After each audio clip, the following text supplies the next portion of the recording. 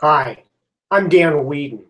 Welcome to this week's Day Late Weedin Unleashed. Normally we do this on Mondays at noon Pacific time.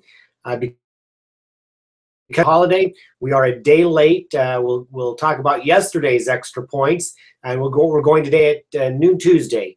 But again, today we're happy to be with you again, or I'm happy to be with you again. This is a live broadcast. And again, normally done every Monday at noon Pacific time, called Weedin Unleashed, and we discuss the topics of my extra points. Now, what I will tell you is as far as an early notice for next week, I am going to be in San Diego preparing to teach a class. In fact, I will be flying, I think, at about our normal time. So we are going to cancel next Monday's extra points. I'm sorry, not extra points. Next Monday's Weedin Unleashed live, because I will be traveling. I will be back with you the following Monday. Happy to be with you here today. For those of you who might be new to this, you are welcome to join every Monday that we have, just about every Monday. I invite you to subscribe to my Extra Points newsletter. That's always our topic. You can reach me at dan@danweedin.com, or go to danweedin.com and you can sign up for the newsletter right there. So I think that's all of the logistics out of the way early. I've got the question and comments bar right up there. You're probably looking at it. It's to your right. During this session, it's always encouraged for you to ask questions, make comments. I'll ask you to do that, so feel free to take part. One other last thing. This is recorded. It's on my YouTube channel, danweedin.tv. There's a playlist that I have set up for this. I should be keeping count, but I've got a number of Weedin Lives going on, and you can watch them all in order. Just do some binge watching, I guess. And I always welcome your feedback and your suggestions and your thoughts on the topics that I should be discussing with you. So here we go. Today is a part 2. Last week, we started the conversation and the discussion about ferociously guarding your time. Something that, as we get down to the end of a year, a lot of people start thinking about resolutions that they want to have. And I'm talking about maybe some of your resolutions should be dumping some baggage. So even though I knew what I'm about to tell you at the time, I wasn't in a position to make it public. So last week I had made the decision, or I guess just a few days prior to last week, I'd made the decision that I was going to resign from my role on the school board, the local public school board that I've been on for the last 5 years, and I was currently president of for over 2 years. The reasons really came down to a quality of life issue, and this is how we get into ferociously guarding our time. The school board was a volunteer board, is a volunteer board, and so what I found that this was my discretionary time.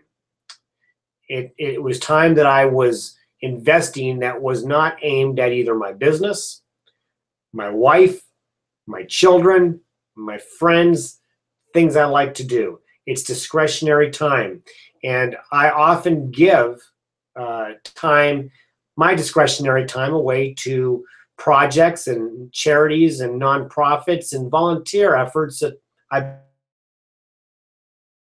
believe. It's been that way for the last 5 years, but it is politics, and I'm not much of a political guy, I seem to find out. And so over the course of the last year, it got worse. It was from a group of community people who are loud, they're obnoxious, they were negative, and it got to a point that it was simply impacting me negatively, both professionally and personally. And I'll give you some examples here. After trying to see if I could make things work with these folks, it became apparent that they had their own agendas in place. And so they would at board meetings, just be angry, and obstructive. We would get emails, and I found that I would be angry all the time. If after dealing with them, whether it was at a board meeting, I'd come home angry, or even after an email. This was the trigger point for me. After an email I had to respond to, I found that I was so angry, and it lasted for up to 3 hours. So I had to do a little self-assessment. And the self-assessment said, hey, Dan, here you are wishing your life away because you're thinking to yourself, I can't wait till my term ends in December 2015, and it's not even December 2014. Am I wishing my life away? Am I allowing these people to impact me? I have no control over them. I do have control over my own emotions. However, it comes down to a couple things. I can either deal with it, which I had been trying to do, or if I can't, it's time to move on. A hard self-assessment on myself, and my wife Barb made a great comment. She said, what would Alan, your mentor, Alan Weiss, say about it before? And he had advised me, hey, look, what would you tell one of your clients? What would you tell one of your clients that came to you with this type of a situation? I would tell them that they need to quit. Well, you need to take your own advice, is what he said. And here's what I'm doing. I took my own advice. And it spurred me to really take a look hard at ferociously guarding my time. I was at a panel discussion this morning, really timely. Panel discussion this morning on sustainability. Sustainability with buildings, with property, with how we impact the environment in our community, sustainability with employees, and sustainability with just the culture of the business. And then we had 4 really good panelists, learned a lot. One of the panelists had an interesting comment that I thought that pertains to discretionary time. She said that 33% of your time during your life, you're going to be at work. And so that's where she came about on the sustainability part. 33% of your time, you're going to be at work. 33% of your time, you're going to be sleeping. And the remaining 33% of the time, you're either going to be watching TV or hanging out with your family or doing whatever. That's really, in a sense, your discretionary time. So out of your 100% of life you get, you don't get 110%, contrary to popular belief. You get 100%. So out of that time, 2/3 of your time is spoken for, either in working or in sleeping, or hopefully sleeping. I guess that's what coffee's for, right? But the rest is your discretionary time. How do you want to spend that? Well, I can only speak for myself, but I want to spend that doing things that are rewarding, that I'm having fun with, that I'm enjoying with my family and my friends. When it comes to my volunteer work, certainly I have to believe in the cause. I have to have fun doing it because that's part of it. I have to enjoy it. Not all decisions are always fun, but you have to have a sense of enjoyment and a sense of purpose. And you have to not have negativity clouded. It needs to have a positive feel to it. In fact, I think everything needs to. But when it comes to your discretionary time, even more valuable. And so I made the decision. This was having a negative impact on me, not only during my discretionary time, but it was encroaching onto my personal and professional. So the decision was made to get rid of it. And I'm happy with that decision and moving on. So my question for you today is, I've kind of rambled on for about 10 minutes here regarding my specific case, is what are the things out there in your life? First, we'll talk about discretionary time. What are the things in your discretionary time that perhaps needs some self-assessment? What boards do you serve on currently that you've maybe been there for a long time and aren't giving the same level of value to, either to the board or to its constituents or to yourself anymore? Have you been there too long? What kind of volunteer activities are you doing? Is it something that you couldn't say no to? Somebody asked and you didn't really have a passion for it, but you didn't want to disappoint them and say no? Or is it something that you are very passionate about? Where are you spending that discretionary time, not only with charitable events, but with family? Are you spending time playing games? Are you watching TV together? Are you just simply talking? You know, last night, my family and I had a great conversation. It was just on an area that had nothing to do with TV or personal things. It was just a kind of a case study in business that we looked at as a group and really ended up having a terrific time discussing and talking about. Are you spending that quality time and discretionary time? Dave, I just saw you pop something up, but thank you for commenting. I'll mention that this is the time to get comments and questions out on here that I can look at. So taking a look at your discretionary time. All right, what are you doing?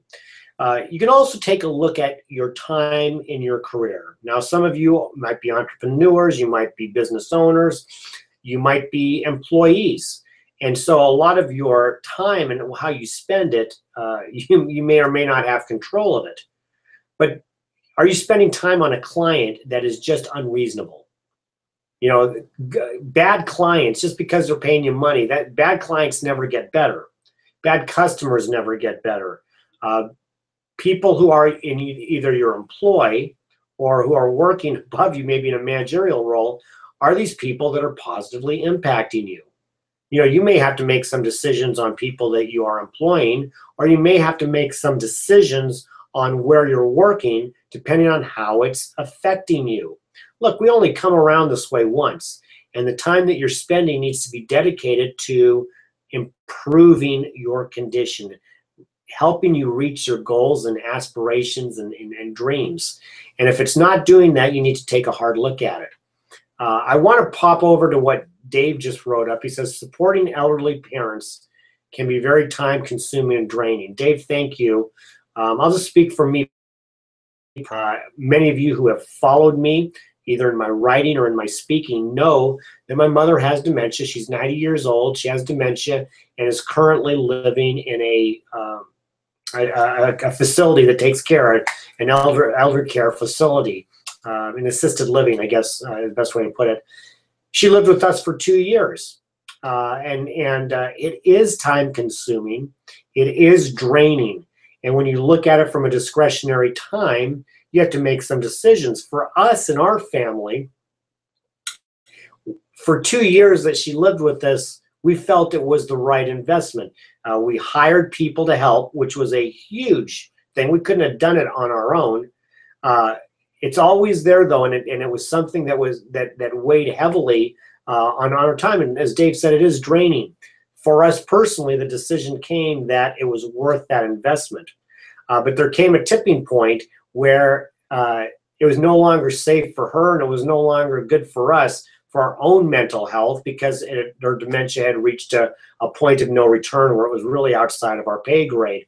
And so we moved her on. And now, you know, we don't have to care for her anymore. We get to go visit her, and it's a whole different experience. And so as I look at just my life, that was an opening up of things for the better, because it was better for her and it was better for us just from where she had reached. But that can be something that if you're in the position of being a caregiver for a family member, that's a really tough thing. And I would highly encourage you to keep that in mind when you are saying yes to things, maybe even if you like them, to be on a board, to be on a committee, to be doing other things. That takes time, and it takes brain power to take care of either elderly family or maybe other family members who are ill or disabled. So you might have to make sure that you're saying no to other things, even if they sound exciting. Dave also said, Dad and I like watching football and can't wait for a shot at the Seahawks. Well, I'm hoping by the time you get them, Dave, they'll be playing better football. You know, it's interesting that you say that, though, because I look at my discretionary time again, and I can only use me as an example. My daughters have been gone to college for many years, are now back living here, at least for the time being, and we get to watch football together, something that we enjoyed for all the years that they weren't in college, and we missed in the time that they were away. That's a special time, and that brings a lot of reward. And so when you start looking and assessing at your time, it becomes important that you become intentional and ferocious. Dave mentioned last week we shared the same mentor, Alan Weiss. I forget the word that he used, but it was even more than ferocious. It was, you know, just really guarding that time because you can never get it back. One of the things that I want to mention to each and every one of you is that one of the common things I hear from clients when I'm talking about time and time management priorities is time. You've probably said it yourself. I hear it all the time. Heck, I've even said it to myself once at a time. I don't have time. I can't fit anything more in. And here's the bad one. I can't get rid of anything. Well, I'm here to tell you, you can always get rid of something. That was the point of my extra points this week, is there's always something to give away, and I'm the perfect example. 2 weeks ago, I would have said to you, boy, you know what, there's nothing that I can get rid of, or I might have said that. Well, the reality is that I did, and it happened to be my school board commitment. I had been thinking in terms of I've got 13, 14 months left of this, instead of saying, is this something that's improving my life and making my life better? The answer became no. So even though I still had a year left on my term, I resigned. And I have that opportunity to do that. Somebody else can take on the reins, and that frees up a tremendous amount of time. You know, so you can. There are things that you can choose in your career, in your discretionary time, in a whole lot of areas. There's things that you can choose to no longer participate in, even if it means making a difficult decision and telling somebody or some organization you can't continue. As we move into the last quarter, or we're definitely into it, but as we move into the home stretch of 2014 and you start your strategic planning and goal setting for 2015, maybe start taking a look at areas that you can free yourself up. Don't add to what you're already doing. You should be freeing up room to grow in 2015. This is an opportunity I'll throw out to everybody here. Anybody else watching? I know Dave is, and some of you out there watching. If you have any questions, if you have any comments, as Dave has done, please feel free to share. If you're watching this on YouTube later and you want to ask me a question about it, feel free to, dan@danweedin.com. However, I just want to say that this has become a topic that many people are relating to. I've written about it now 2 weeks in a row. I've received a number of emails regarding it, people saying I resemble that, you know, and I had to just quit a board, or I had to do this, or maybe it gives me pause to look at some other things, and that's what the whole point of this exercise is. But as I think this is a good time of year to, instead of looking on how we add things to our plate, because you only get 100% of time, what are some of the things that we can do to get rid, to dump some baggage, so we do have room to grow, so we do have room to add some of those very new and exciting things that are going on in your life and that you want to do. About 18 minutes in, I don't see any more. So this is last call for any questions or comments. Again, a reminder, I appreciate all the people who watch me live. We will take a hiatus for 1 week as I travel to San Diego to give a class. I'm also getting an opportunity to visit a high school friend that I don't think I've seen in 20 years, maybe 20, 25 years. And so that's going to be very exciting. That's how I'm going to spend some of my discretionary time on the Monday that I get down there. But I will be back in 2 weeks. Keep following me on Extra Points. You can follow me on Twitter @Dan Follow me on LinkedIn. I'm also on Pinterest, believe it or not. So there's a lot of places that you can keep up with my writing and my speaking, my upcoming events, and all the fun things. One final thought, if you're watching this, I do have an exciting new program coming up in 2015. It's called the Unleashed Executive Experience. We're going to take a lot of these issues that I'm talking about, this one included, and work on a curriculum that I've put together to help you to make sure that you're unleashing all of your potential and maximizing your talent. If you'd like to learn more about that, you can go to my blog at weedin360.com and check it out, or you can contact me directly. So it looks like that's all for today. I want to thank each and every one of you for either watching this live or watching it later. Keep reading Extra Points, and then I will be back with you on Weedin Unleashed in 2 weeks. Not next Monday, but the following Monday, and I'll look forward to talking with you more then. Thanks, and have a great rest of the day. Ciao.